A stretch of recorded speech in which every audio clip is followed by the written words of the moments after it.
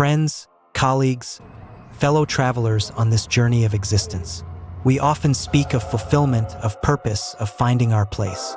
But what if fulfillment isn't about a fixed form, a perfect state we achieve and then admire? Consider this: fulfillment without form, meaning lost in a labyrinth of timeless, misengendered stillness.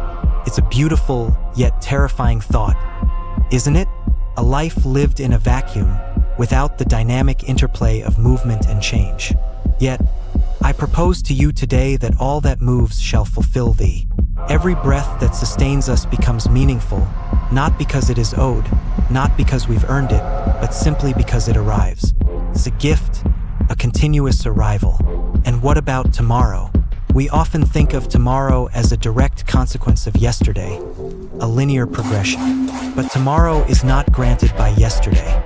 It is granted by the first and final breath of the moment, which, in passing, makes space for the next to enter. Each present moment, in its fleeting existence, creates the future. Think about it. All that has moved still moves. The ripples from a stone dropped in a pond don't just disappear. They expand, they interact. For it is the displacement itself that shifts the frame of our moment into focus. Our past actions, our past experiences, they are not static. They are the very forces that shape our present perception. And it is for that context, this profound transience of presence, that the moment's first and last breath must be displaced. We must make room for the wind of tomorrow to breeze on in, when the wind of the moment has breezed on by. It leaves us, sometimes, hanging on for dear life, until it is granted again. We are not to seek the space to step back and admire our handiwork. Why? Because it is not done. It was never meant to be finished, only to make way.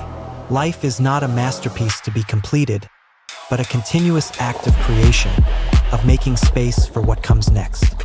To step back is to lose track, and like a runaway train, your heart will leave the station of your chest, derailed at full speed, pulling with it every passenger, every memory, every hope, every tender breath, right over the edge of the abyss from which there can be no reprisal.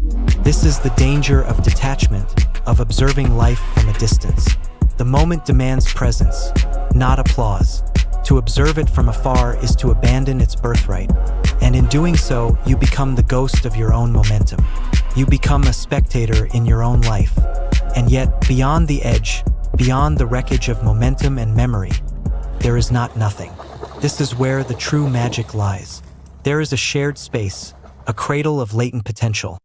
Not yours, not mine, but woven from every breath relinquished, every motion unmade, every self that dared to dissolve. It's the collective unconscious, the universal wellspring of possibility. This is the space where echoes gather, where the unformed waits in stillness, pregnant with possibility. It's the fertile ground for new ideas, new beginnings.